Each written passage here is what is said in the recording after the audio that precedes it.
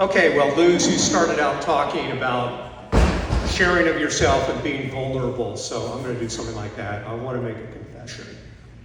Back in the 1980s, I spent time at Sing Sing Prison and Rikers Island. Now, you must be wondering, wow, this bald Jewish guy in his 60s who works for an accounting firm must have been a real badass back then. Either that or he was a criminal defense attorney. Well, I'm happy to say that I'm not now, nor have I ever been, a jail qualifying bad boy. I always paid my child support on time.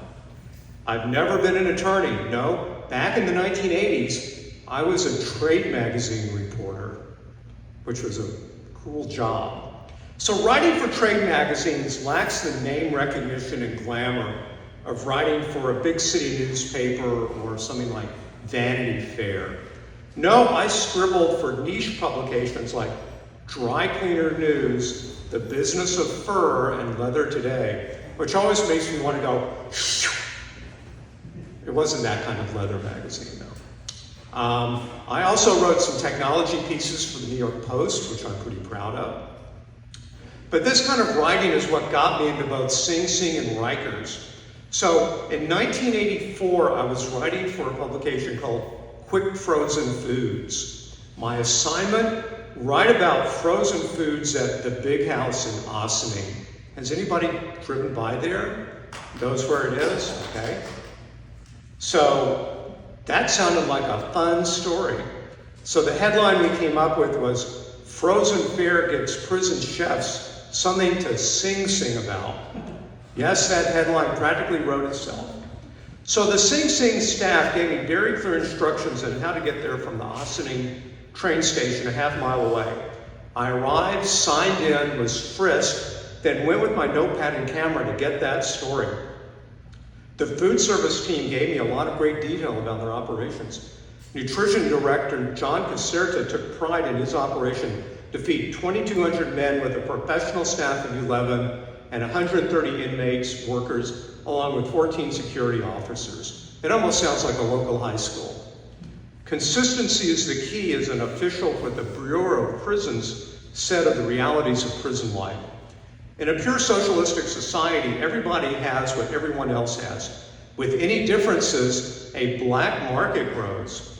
So prisoners at the Allenwood Country Club prison and the lifers at Leavenworth in Kansas all get the same grub, just like Harvey Weinstein probably gets now.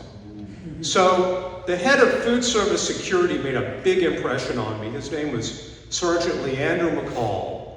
And I described him in the article as an imposing man with a handshake like a vice. He brooks no foolishness. Caserta described him as the motivator. So my impression of him was, yes, you never want to cross somebody in prison who is known as the motivator. So I also learned that the first rule of prison food service, and that is, anybody want to guess? Don't run out of food. Because hungry customers are unhappy customers, especially if they're in prison. So 4 years after Sing Sing, I had my adventure at Rikers. By then I was the East Coast editor of Video Store magazine, covering what was then the thriving video retailing industry. You know, Blockbuster, membership cards, late fees, it's all gone away. So while Sing Sing was enjoyable, Rikers was epic.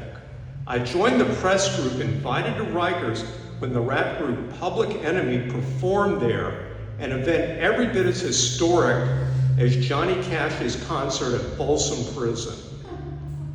The performance was being filmed as part of a music video.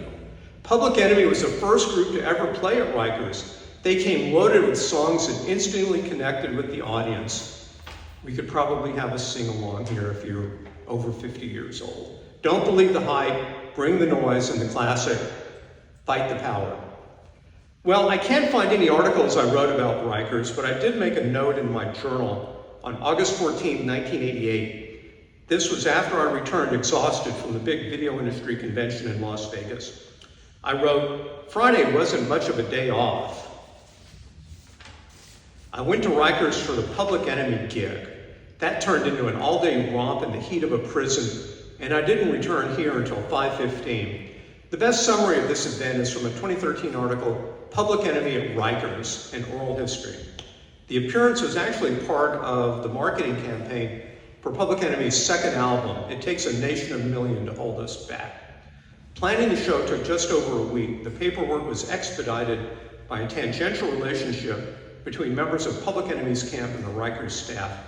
They arranged for 2 buses to transport 150 members of the press from Midtown to Rikers. I bet there's not 150 members of the press left in all of New York City, given what's happened in that industry. So the press arrived at Rikers before noon. We were patted down, taken on a brief tour, and then ushered into a small room. Security was minimal, with the only restriction being that the press refrained from asking the prisoners what they were in for. So 250 prisoners, most of them Black and Latino, entered the bare-bones auditorium. Even by August in New York standards, it was brutally hot, and the prisoners' jumpsuits were drenched in sweat. In keeping with the protocol, there were 2 guards per inmate, with an additional 25 to 30 guards outside the auditorium and additional officers from other houses on alert. The press stood behind barricades and formed a horseshoe perimeter of the crowded room a few feet away from the inmates who were seated in plastic chairs. Okay, now back to my own impressions.